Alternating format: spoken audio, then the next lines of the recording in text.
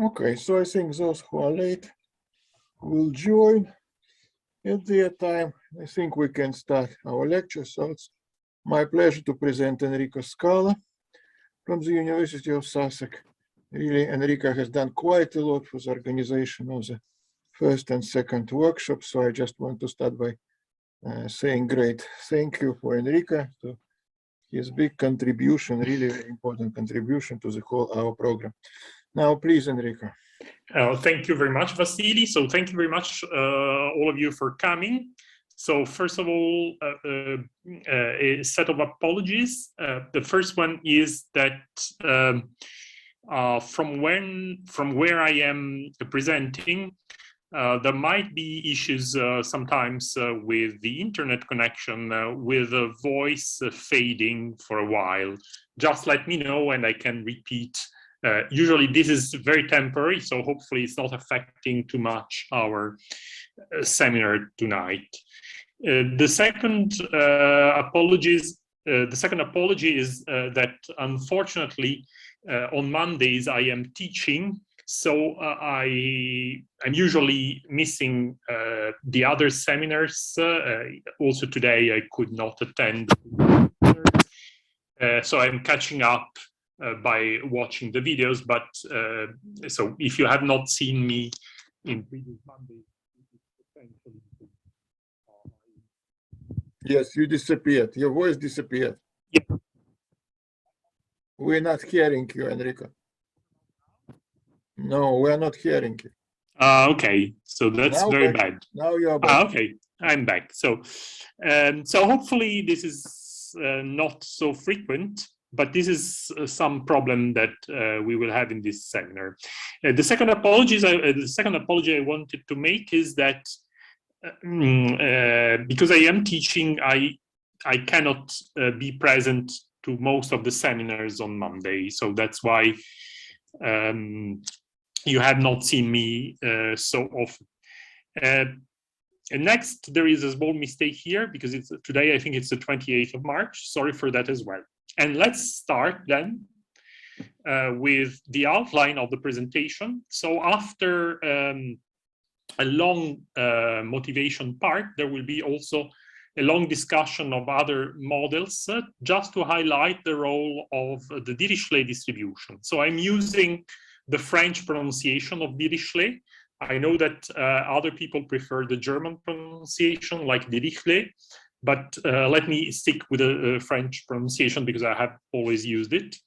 And last part is the fractional part, where I will present a fractional generalization of the distribution. In part 2, I might skip one or two models depending on the available time. So this presentation has very applied motivation, which is in this transparency. So there is a general question: is why is there wealth inequality? So if you look at human societies, you see that they are quite unfair. There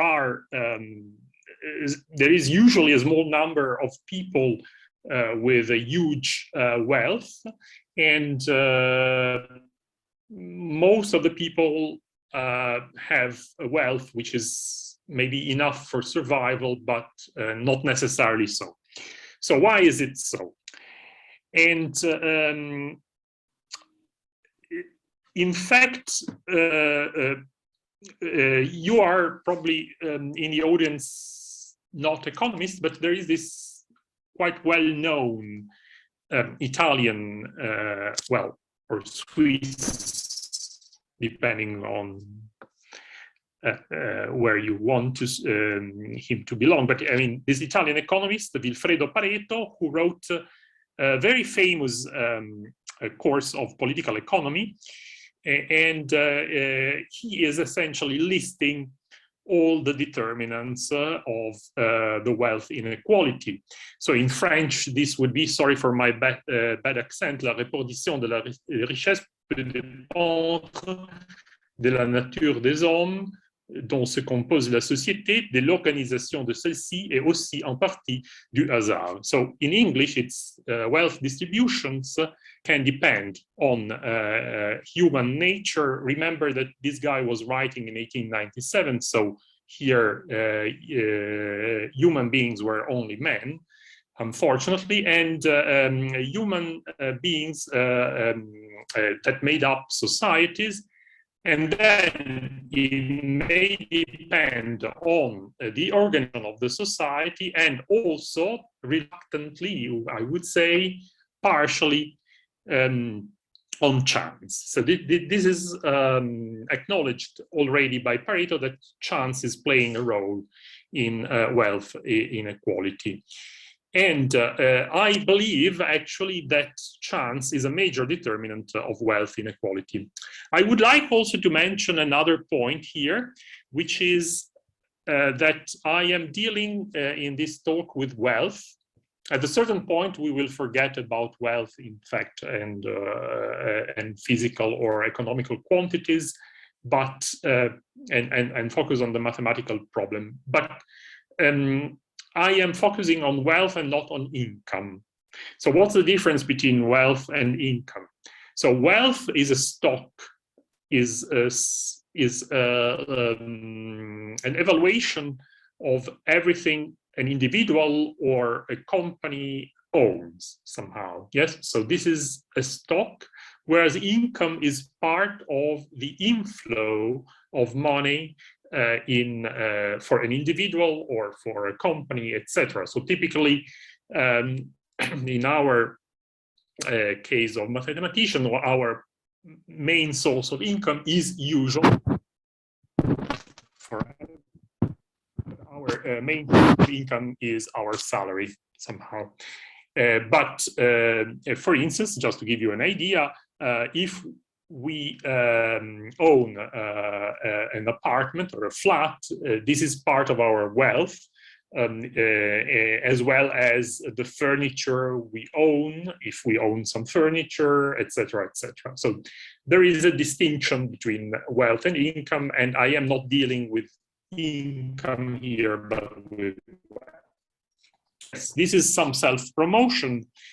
If you want to know more about the approach I am introducing in the next part of the talk, you can refer to this book I wrote with Waldo Garibaldi, and which was published 10 years ago.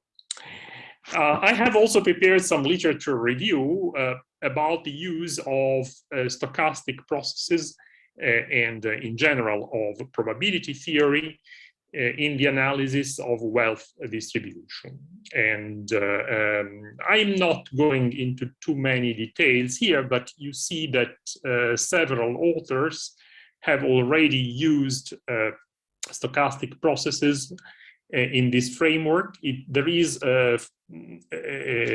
is mainly essentially to convince economists that even if this topic is more or less neglected nowadays, except in the so-called econophysics literature, there has been a tradition in the economic literature, including some famous names such as Simon, Chamberlain, Walden, Whittle, and Mandelbrot. The kind of processes I am dealing with have been introduced by a sociologist, Engel, who was introducing a continuous space, a discrete time Markov chain for the distribution of wealth, which was based on the surplus theory of social stratification. And of course, the model was heavily criticized by economists for several reasons I might have some time to tell you. This is more recently literature. Let me say that the paper from which in the econophysics literature we started at the time was this paper by Dragulescu and Yakovenko. Indeed, they presented a very simple random exchange model for the distribution of wealth, which had already been discussed and published using Monte Carlo simulations many years before by an Italian economist, Eleonora Bennati, in 1988.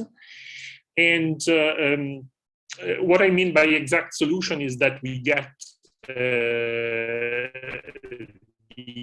essentially, we solve the problem of finding the invariant distribution of the Markov chain proposed by Dragulescu and Yakovenko. This is not coinciding with what they were saying about the invariant distribution of wealth. And however, there have been more and more contributions.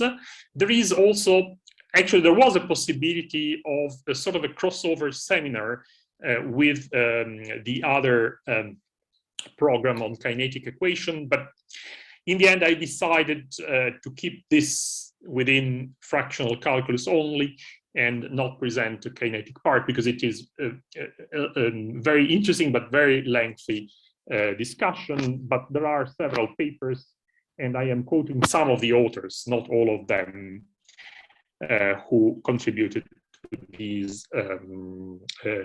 these pieces of literature. Now, a prototypical model for the distribution of wealth is actually the microcanonical fluid of hard spheres in physics, where the energy is playing the role of wealth. In this particular system, you can make your own calculations, assuming that there is a uniform distribution on the hypersphere of energy. And then for the particle energies, you can find a Dirichlet distribution with this probability density function. Yes, so this is quite complicated here. Well, not so complicated. It's a standard Dirichlet distribution. Here, D is the dimension, N is the number of particles. What else? X is epsilon I. Actually, I should maybe use U here because the vector of U. However, apart from all these errors here, this is a very well-known distribution. And if you marginalize the distribution over a single particle, you find, of course, a beta distribution for the energy with this probability density. Yes, so this is a standard probability density of a beta distribution. And to marginalize with Dirichlet, it is very easy because you just use the aggregation property of the Dirichlet distribution. And this is what you see when there are 2, 3, 4, 10, 100,000 particles. These are Monte Carlo simulations and the molecular dynamic simulations compared with the theory. And this is showing that statistical physics is more or less working. But now we will go to a model which has nothing to do apparently with the gas of hard spheres, but you will see that it leads to the same distribution, namely to distribution here. Okay, so this is a model that with Ubaldo, by the way, this is original from our work with Guido Germano and Edgar Martin. So there is a paper in Physical Review E where we study the fluid of hard spheres in extreme detail using Monte Carlo simulations and molecular dynamics. So Monte Carlo simulations are essentially Markov chain Monte Carlo, but the Markov chain Monte Carlo has a physical twist, of course. Molecular dynamics simulations are really the simulations of a gas of hard spheres, where you are simulating in 2 and 3 dimensions the collisions between elastic spheres, and the theory is the one I have presented you, starting from uniform distribution.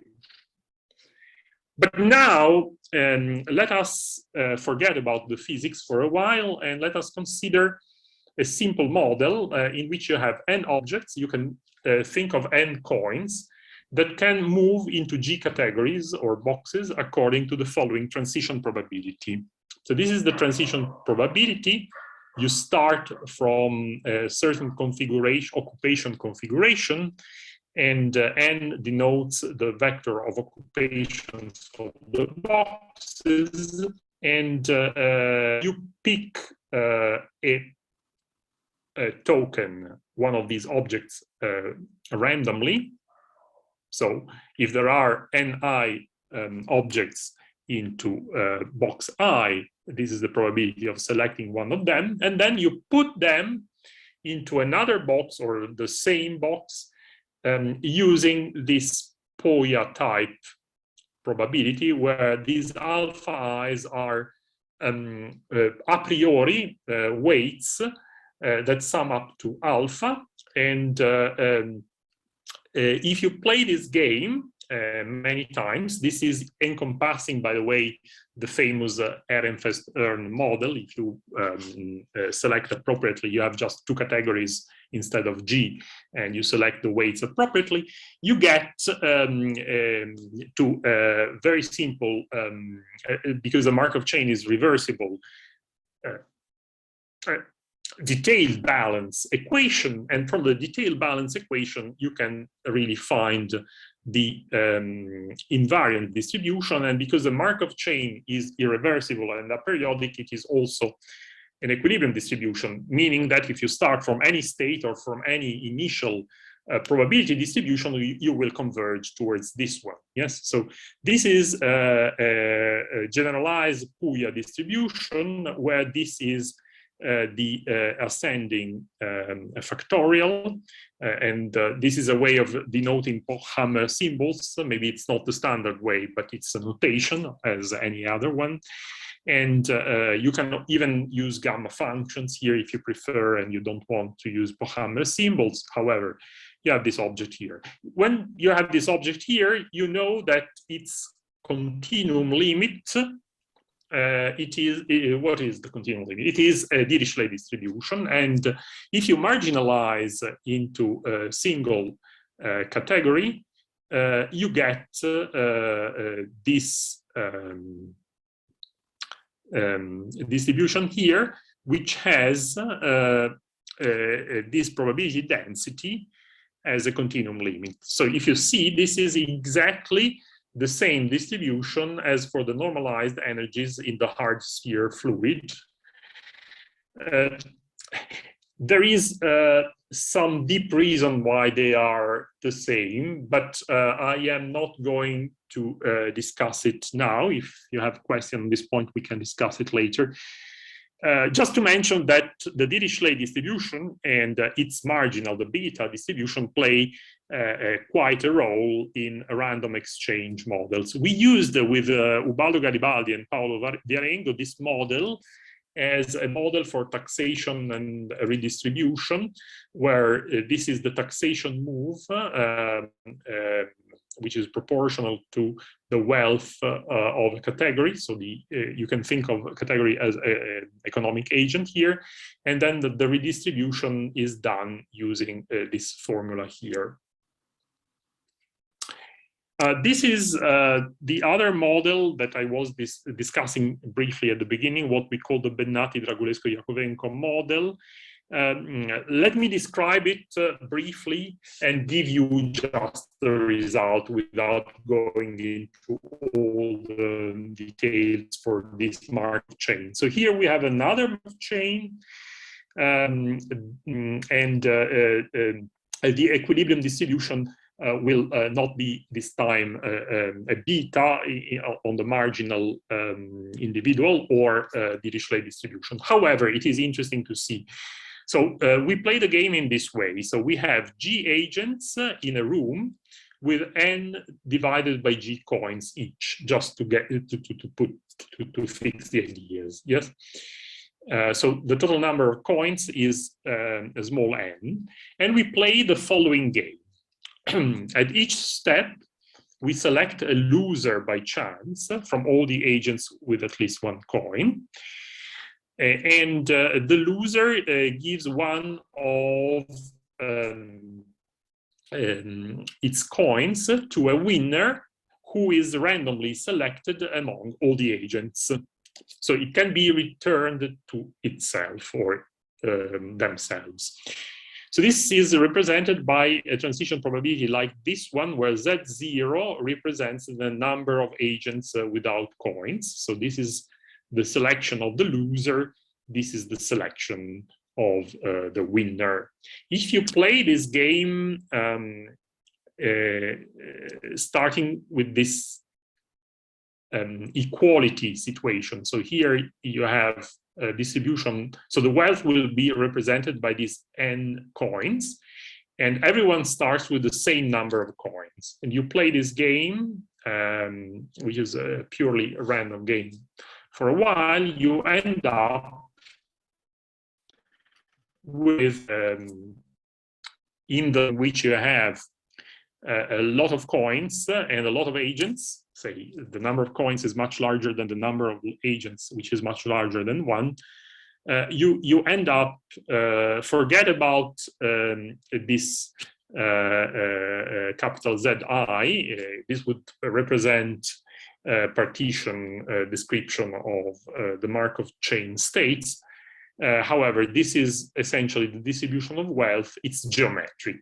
So you get somehow in the continuum living an exponential distribution,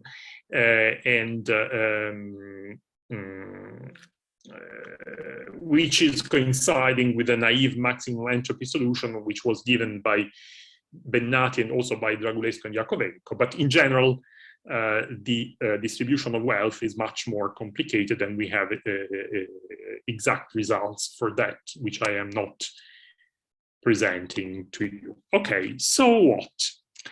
Well, with these two examples, we are led to consider these distributional problems in economics in a rather general form. And this is represented here. You have n economic agents. Each agent is endowed with their stock, for instance, wealth. And we assume that the stock is positive. So we do not allow for indebtedness, or if you prefer, if there is indebtedness, we start measuring the wealth from the smallest negative indebtedness value that we have. But let us assume that there is no indebtedness. So yes, what I mean by indebtedness is the following. So suppose you are the owner of something like, for instance, a flat, and you borrowed money to buy this flat, and then for instance you borrowed like £400,000 for a flat. Yes, these are the prices in Brighton nowadays for a one-bedroom flat, for instance. And now suppose you borrowed maybe £300,000, and then at a certain interest rate you have to give back this money to the bank. And now suppose that interest rates increase and that the value of your flat decreases. So from £400,000, the value goes down to £300,000, maybe £200,000, etc. Now, if you compute your balance sheet with respect to your wealth, it becomes such that you are in negative equity, because you have to go back to give back £300,000, and the value of your flat is £200,000. So your wealth is minus £100,000. Okay, so you can have indebtedness and negative equity or negative wealth. Okay, but here we are not considering this sad case, just for practical reasons. Now, what you're interested in is the distribution of a vector like this one, where you have these W's representing the random variables of the wealth of each individual. If there is a good reason to believe that all the agents are exchangeable, on a par, then you are also characterizing everything by, as we were doing in the previous two examples, where there is exchangeability, just in the marginal distribution of W1.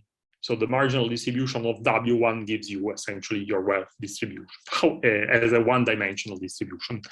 If exchangeability is not there, then you need really the multidimensional object.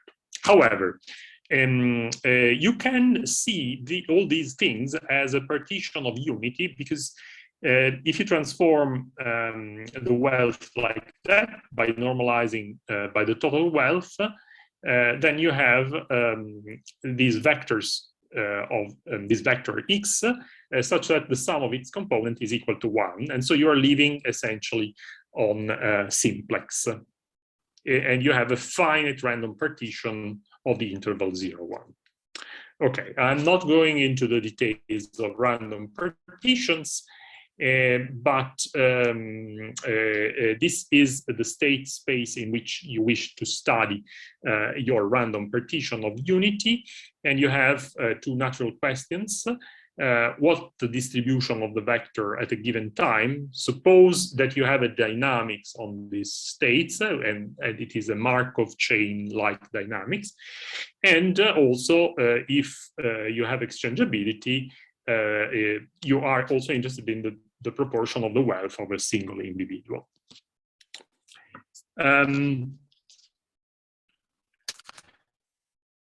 Yes. So we present another model, which is this time no longer a discrete one, but a continuum one, even if in the papers we introduce it first as a discrete model and then we move to the continuum limit. But let me just, for the sake of discussion today, consider the continuum version. So you have two moves that define the Markov chain on the same simplex. So first of all, you have a coagulation where you select the stocks of two agents and you merge them into a single stock. So this is happening when you have mergers, acquisitions, and so on. So you see that the theory of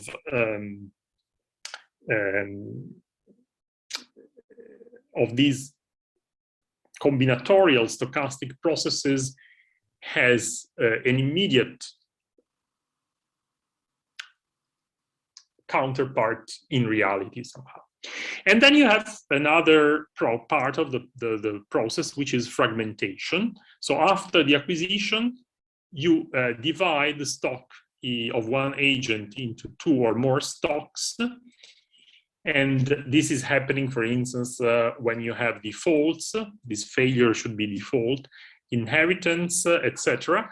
And if you alternate coagulation and fragmentation moves, you are always moving on the same simplex. And this is essentially represented here. And here we give more details on the model, where you select randomly two indices, uniformly at random. You move from this simplex to the other one with one particle less or one agent less, and then you split this new category into two categories by drawing from the uniform distribution and attributing to the ith agent this wealth and to the j agents this wealth, where x is the sum of the two original wealths. Great. So play this game. You get again time homogeneous Markov chain on the simplex. So this time the analysis is a little bit more complicated because this is a continuous space Markov chain, and however, it is possible to see that the uniform distribution on the simplex is an invariant distribution for the Markov chain. This is simple consequences of a proposition on this kind of Markov chains. And however, to study the approach to equilibrium, you have to introduce a little bit more of mathematics by introducing the concept of phi irreducibility, because here you are sampling a continuous space in discrete time, and you want to be sure that you can reach a certain set, etc. But in our case, we are happy because we are essentially moving into within a compact set, the simplex, and so the theory simplifies considerably, and we can prove the existence of a Foster-Lyapunov function, meaning that the uniform distribution is the unique equilibrium distribution for the Markov chain by means of a study of passage times, actually return times to be more precise. And yes, I go into this presentation into some details on this point to show how from a certain position you can reach every subset of the simplex, but essentially the main theorem is here, and the proof of this theorem is based on standard Foster-Lyapunov arguments that I have outlined before. And if you have our correlation fragmentation Markov chain, and considering the distribution of the Markov chain at time t, then the uniform distribution on the simplex, delta n minus 1, is the unique invariant distribution that can be found as the weak limit of the sequence p tau. And not surprisingly, this time, if you marginalize that uniform distribution on a single agent, you get the distribution of x1, which is given by this beta density, which is coming from the direct marginalization of the symmetric Dirichlet distribution that we got from the uniform, because the uniform distribution of the simplex is one case of the symmetric Dirichlet distribution. So you have seen now the general ideas and why the Dirichlet distribution is so important. Now, in this line of research, the real problem here, what is a real problem? One of the real problems is that all the distributions I have shown you are with exponential tails, essentially. So when you have a decay of the beta, I mean, the beta, let us go back to the physics case. I mean, these are instances of beta distribution. You have a finite energy in microcanonical case, and you that they, as the energy goes to infinity, because the number of particles is increasing, this object is becoming closer and closer to a gamma distribution. So you have, in these distributions, you have exponential tails, all these distributions. But we know that in real distributions of wealth, the right part of the tail of the skewed distribution is heavier than exponential. Pareto was that it is a power law distribution, and it is accepted that when you consider the distribution of the rich, they do not follow the exponential, but they follow somehow a heavier tail distribution, which is well approximated by a power law within the limits of inference that we can have. So here I am just summarizing what I have said before. But I am also making a connection with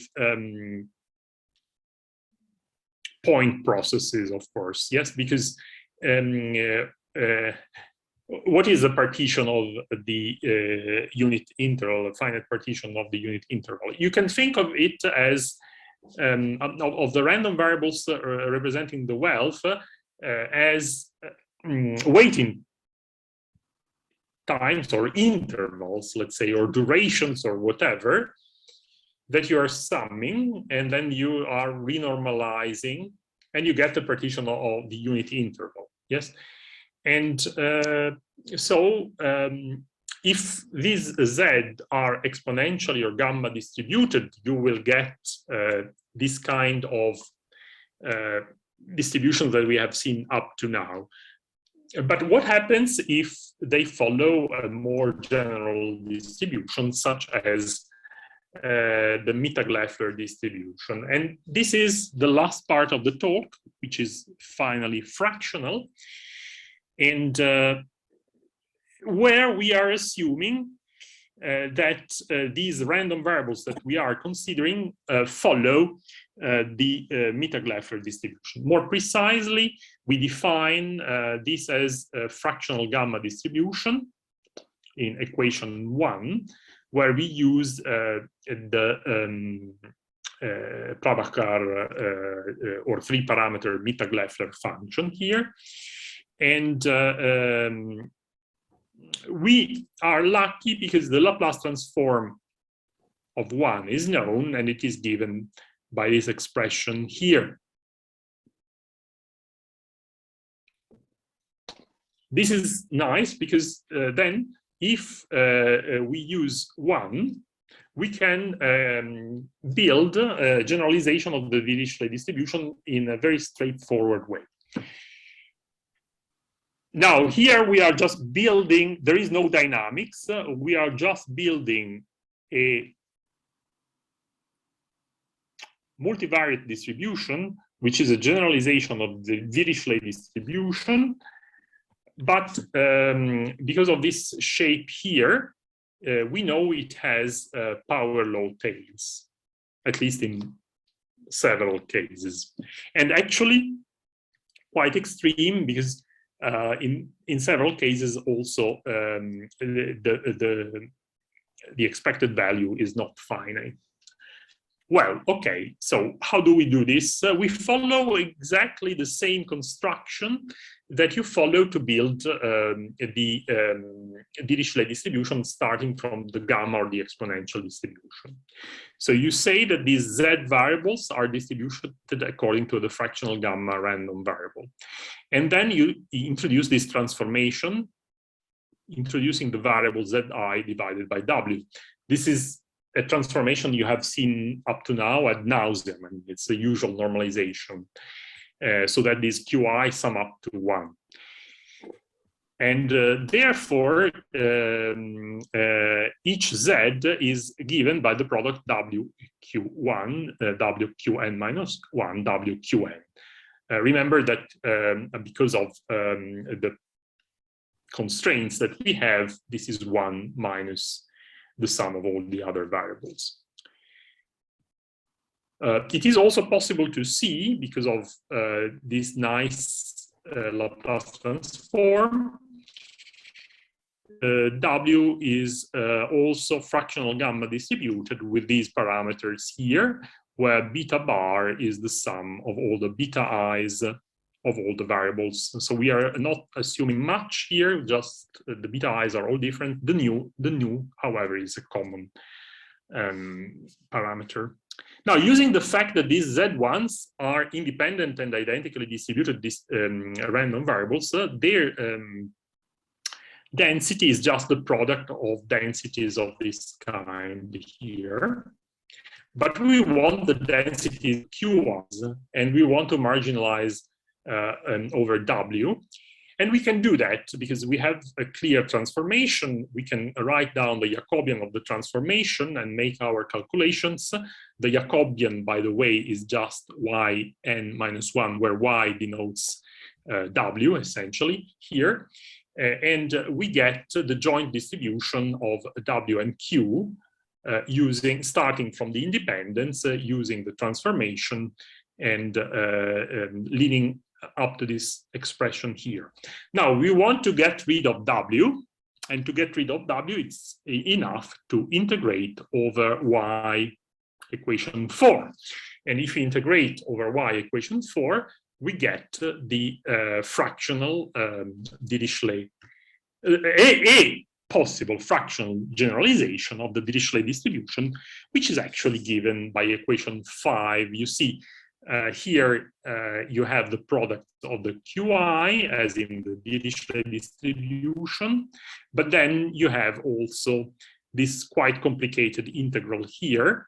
And we were stuck on the calculation of this integral for a lot of time, and eventually we managed to compute this integral using numerical methods, and in some cases we also have analytical values of this integral. And this is a remark showing that this is coinciding with a Dirichlet distribution in the case nu equal to 1. If all the beta i's are 1, you have the uniform distribution, and you have a situation where nu is not 1, but beta I is 1. You have a symmetric but not uniform distribution here. You can consider also this case and get another expression here. I think that there might be, yeah, no, it's fine. You get just the integral here, yes, because of 1 over. We are also able to characterize up to a certain extent this distribution. For instance, its expected value coincides with the ratio beta j over beta bar. I think this is the same as the Dirichlet distribution, but the variance is not the same. It has this more complicated distribution with respect to the variance of the Dirichlet distribution. It's in fact the first vector is the variance of a one-dimensional marginal of the Dirichlet beta distribution, but they are over dispersed with respect to those of the Dirichlet distribution because of this other factor here. And there is also a nice aggregation property, which is useful to marginalize, in fact, the marginal distribution of a single interval is given by this generalized kind of beta distribution, where you always have this complicated integral here. If you go to the paper, you will be able to see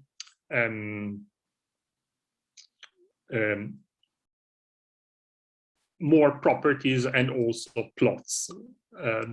Because of, for the sake of time, I decided not to include the plots here. And I am going slowly to conclusion. Several aspects of these research programs, have not been discussed here.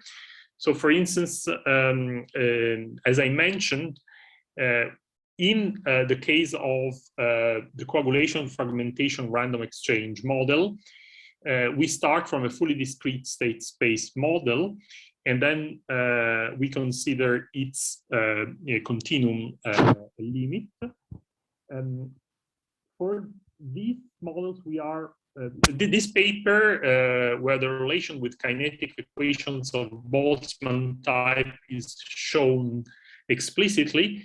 This paper has been just accepted after almost 2 years from, actually, no, more than 2 years from the submission, because I think the submission was around the 20th of March 2020.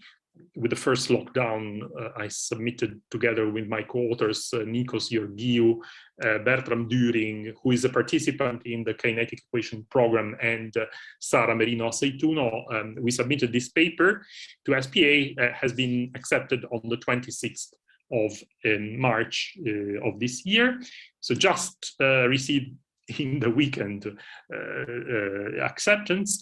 And also, I've done a lot of empirical work. Most of it is unpublished. Hopefully, I will find the time of publishing it. And also, we have not discussed here the issue of mixing times, spectral gaps, etc. But I must confess that if you have been at the talk of Nikos Georgiou in the previous workshop, you have seen part of our results. And a lot of people have been working on this research program. This particular paper that I have presented in the last part is together with Elvira Di Nardo and Federico Polito at the University of Turin in Italy.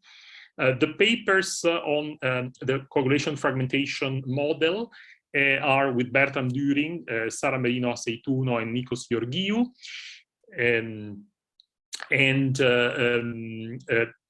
The papers on the random exchange models in the discrete setting are with Ubaldo Garibaldi and Paolo Viarengo, especially the paper on the taxation redistribution model. And so I would say that I have completed the presentation. Yes, here are some of the papers and the book outlining this research program. And I can definitely maybe stop sharing the screen for the time being and maybe reshare it later. Okay. So thank you very much for your attention. Thank you very much, Enrico.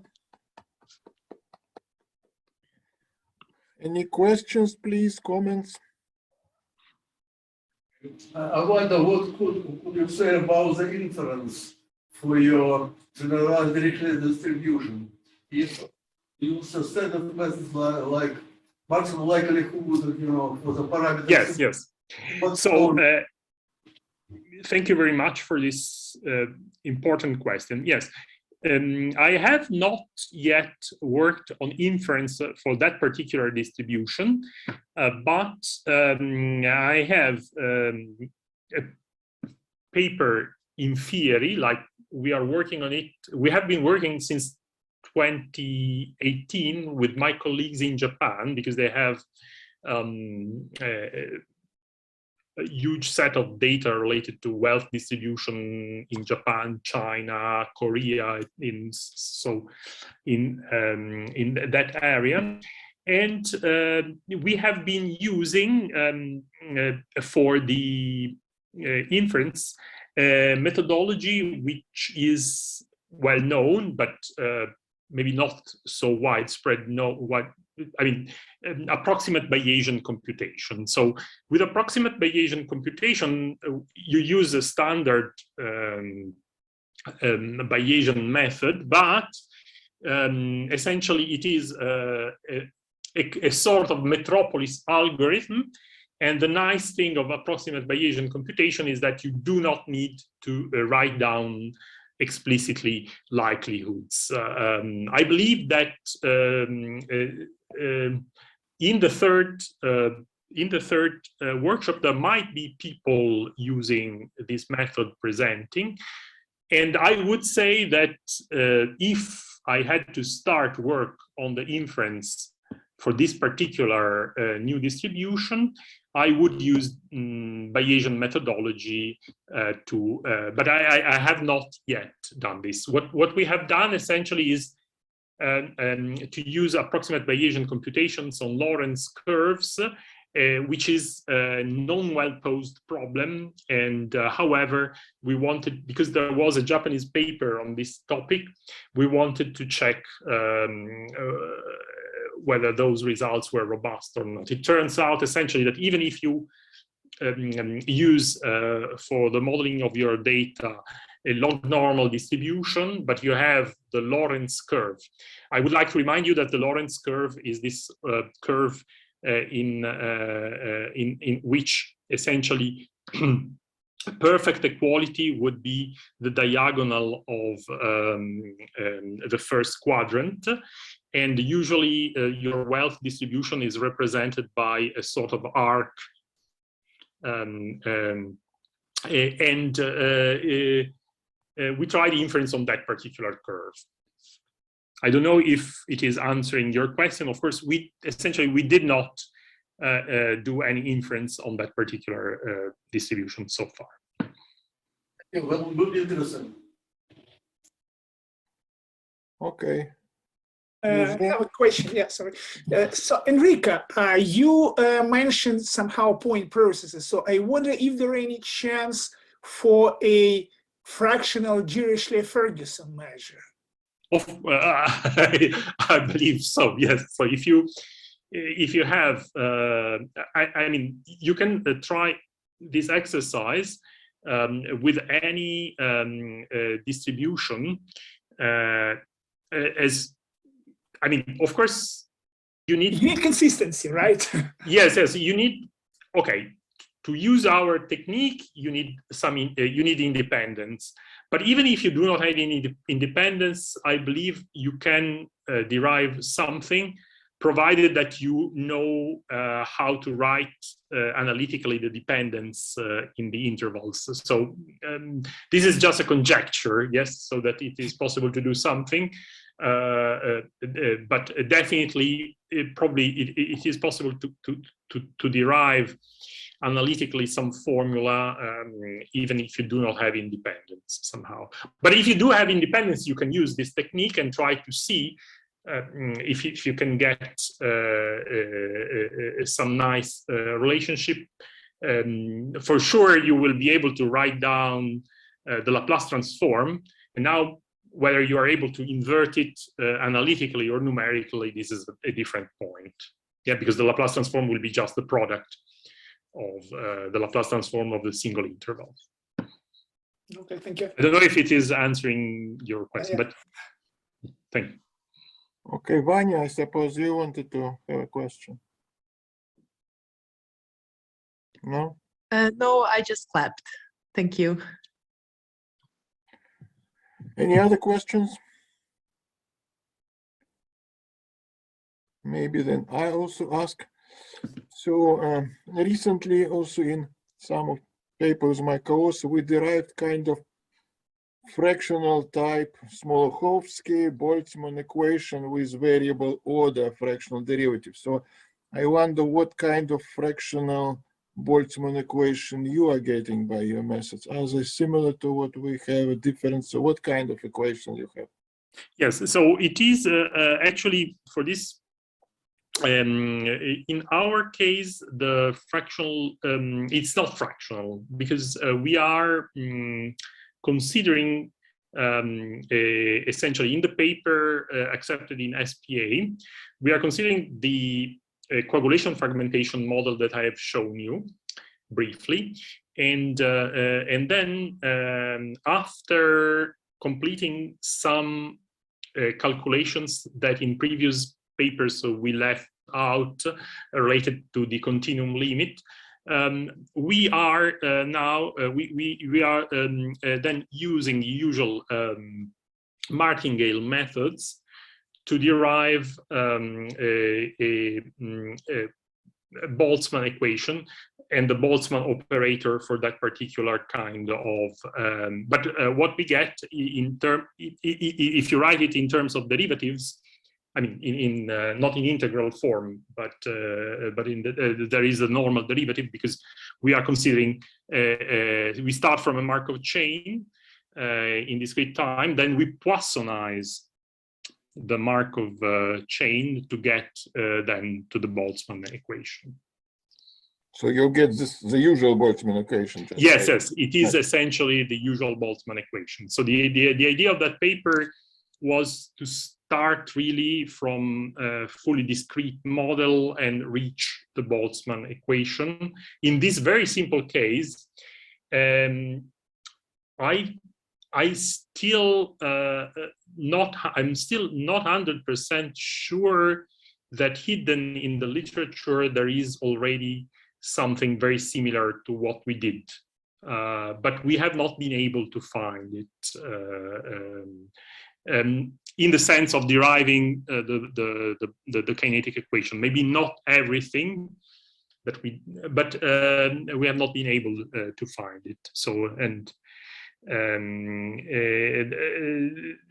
this model has been studied also by some other authors in the United States recently, but with a different twist somehow.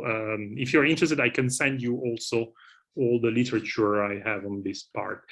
No, essentially, to fractionalize it, we could use the usual trick. Because we know this, I mean, we are using martingale methods, but also starting from semi-group generators. So because we know everything there, I think the usual trick of changing time would make to a fractional in time equation, not in space, of course. Maybe you are getting fractional Boltzmann equation, but also in space. No, we are getting fractional in time. In time, yes. And in time, it's variable mixed order derivative depending on position. yes. In time, you can play a bit, and I can see how to get them there. In space, I don't know. I suppose in space it also should be possible. Yeah, of course, yes. Maybe it's just with by different scaling. it is some appropriate process and then appropriate scaling to get to some non-local Boltzmann operator that has inside it fractional Laplacian, for instance. I think there have been. Okay. Possibly we'll talk with you sometime. Yes, it's maybe already next week if everything goes well. Yeah. Yeah, you never know. Okay. I mean, I can get COVID every day and then not be able to come. So. Any other questions? Well, if no, let's thank Enrico again. Thank you very much. Thank you very much. Oh, And, Vanya wanted to ask something. Sorry, Vanya. No, And sorry, Vanya, this is again it's just still clapping.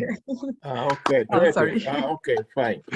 Okay, thank you and enjoy the Okay. evening. Thank you. Thank you very much for coming so late. And again, apologies for not being able to attend most of the seminars on Monday. But from next week, I should be able to attend all of them.